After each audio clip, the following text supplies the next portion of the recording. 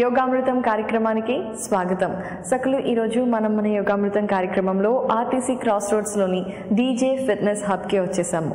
ఇక్కడ మనతో పాటు యోగా ఎక్స్పర్ట్ రమణి గారు ఉన్నారు. మరి యోగాకి సంబంధించి ఏం తెలియచేయబోతున్నారో అడిగి తెలుసుకుందాం. నమస్తే అండి. నమస్తే. ఎలా ఉన్నారు? బాగున్నాను. మీరు ఎలా ఉన్నారు? నేను కూడా చాలా బాగున్నాం. మరి ఈ రోజు మన సకలకి ఏం తెలియచేయబోతున్నారు యోగాకి సంబంధించి? పరివృత్త జాన్ శీర్షాసనం గురించి చెప్పాలనుకుంటున్నాను. రమణి గారు, మీరు చెప్పే పేర్లు చాలా పొడుగ్గా ఉంటాయి, అలాగే ఈ యోగాసనాల వల్ల లాభాలు కూడా అంతే ఎక్కువ ఉంటాయి. సో మరి ఈ ఆసనం వల్ల కలిగే లాభాలు ఏంటి? వెన్నుముక బాగా సాగి టోన్ అవుతుంది. లివర్, ప్యాంక్రియాస్, పనితీరు అనేది బాగా జరుగుతుంది. కాలు నొప్పులు అనేవి తగ్గుతాయి.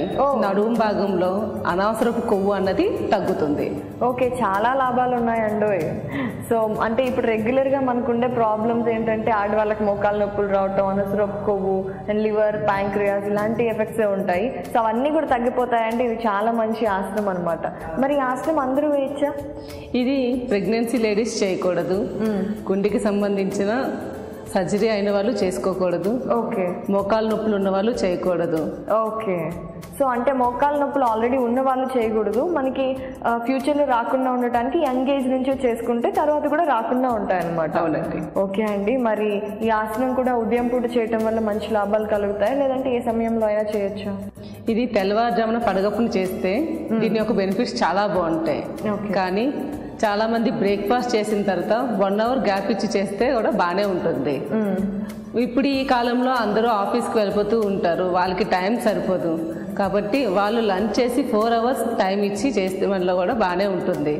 కానీ డిన్నర్ చేసిన తర్వాత ఈ ఆసనం అనేది చేయకూడదు. ఓకే, లంచ్ చేసిన తర్వాత 4 అవర్స్ గ్యాప్ ఇచ్చి చేయొచ్చు, కానీ డిన్నర్ చేసిన తర్వాత మాత్రం అసలు చేయకూడదు అనమాట. అవునండి. ఓకే అండి. మరి ఆసనం ఎలా వేయాలో చూపిస్తారా? చూపిస్తాను.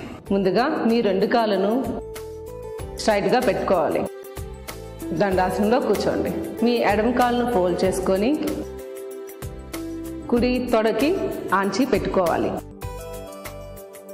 మీ కుడి కాళ్ళని సైడ్కి స్ట్రెచ్ చేసుకుంటూ 2 చేతులను భుజాలకి ఇరువైపులా సమానంగా పెట్టుకోవాలి. మీ కుడి చేయి నేలకి తాకుతూ మీ కుడి కాలు యొక్క బొటన వేళ్లను పట్టుకోవాలి.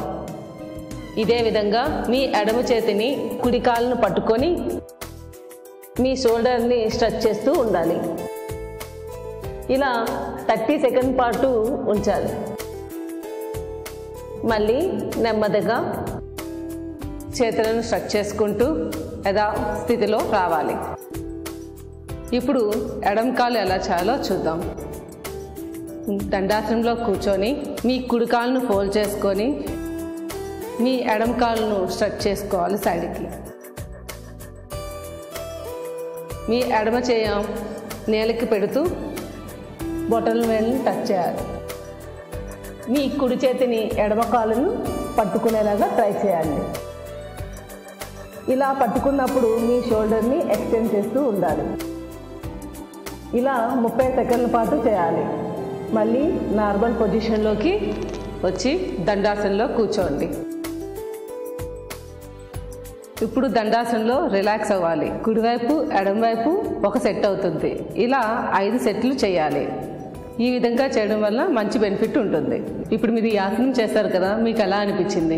ఈ ఆసనం చాలా బాగా అనిపించిందండి. ఫ్లెక్సిబిలిటీ కూడా పెరుగుతుందేమో అంత, ఎందుకంటే మన బాడీ అంతా స్ట్రెచ్ చేస్తున్నాం కదా. సో చక్కగా బాడీ ఫ్లెక్సిబిలిటీ, ఎవరికైనా స్టిఫ్ బాడీస్ ఉంటాయి కదా, వాళ్ళకు కూడా చేయంగా మంచి ఫ్లెక్సిబిలిటీ వస్తుంది అనిపిస్తుంది నాకైతే. మరి అనవసరపు కరెక్ట్గా ఇక్కడ ప్రెషర్ పడింది, అలాగే కాళ్ళకు కూడా మంచి ప్రెషర్ వచ్చింది, అండర్ థైస్కి వాటన్నిటికీ. సో ఆసనం అయితే చాలా బాగుంది. సకలు తప్పకుండా ట్రై చేయండి. మరి ఇంత చక్కటి ఆసనాన్ని, ఇన్ని లాభాలు కలిగే ఆసనాన్ని మన సకలకు పరిచయం చేశారు. ధన్యవాదాలండి. Thank you.